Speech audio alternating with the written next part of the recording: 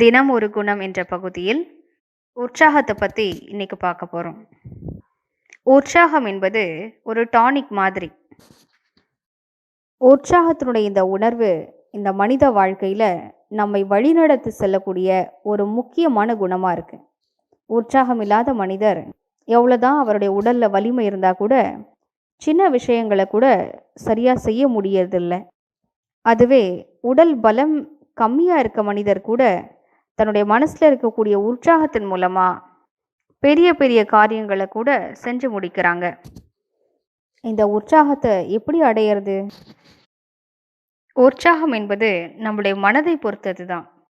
நம்முடைய சிந்தனைகளை மாற்றினாலே நாம் உற்சாகம் உடையவர்களாக ஆயிடுவோம்.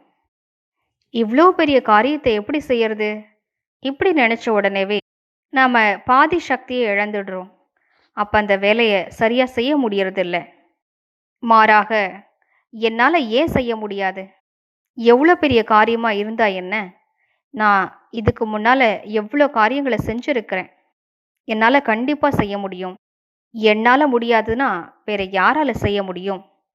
இப்படி நாம் சுயத்துக்குள்ள நேர்மறையான எண்ணங்களை கொண்டு வரும்போது தானாகவே ஊக்கமும் உற்சாகமும் அதிகரிக்க தொடங்கும்.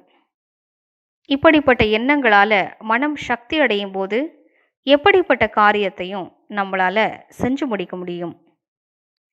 உற்சாகம் என்ற இந்த குணத்தை சுயத்துக்குள்ள அதிகப்படுத்திக்கிறதுக்காக தினமுமே நாம் அதிகாலை வேளையில் சில உற்சாகமான எண்ணங்களை உருவாக்க பயிற்சி பண்ணணும்.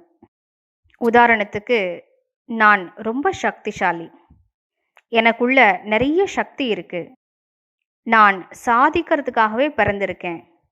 இப்படிப்பட்ட சில நல்ல எண்ணங்களை தினமுமே பயிற்சி செய்ய செய்ய ரொம்ப உற்சாகமுடையவர்களாக நாம் மாறிடுவோம்.